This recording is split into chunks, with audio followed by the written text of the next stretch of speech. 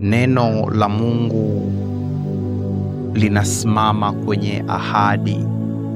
Bwana anasema, nimekuumba, nimekuchukua, nitakutunza na nitakuokoa.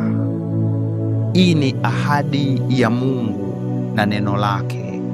Mungu wetu ni Mungu wa upendo, ndiyo maana anasema, nimekuumba, nitakuchukua, nitakutunza na nitakuokoa.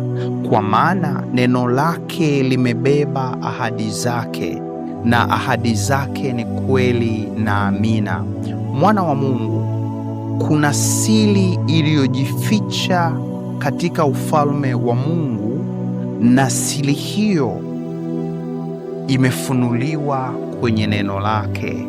Ukisoma Wakolosai wa kwanza na mstari wa 26, neno la Mungu linasema, siri iliyofichwa tangu zamani zote na tangu vizazi vyote, lakini sasa siri hiyo imefunuliwa kwa wana wa ufalme.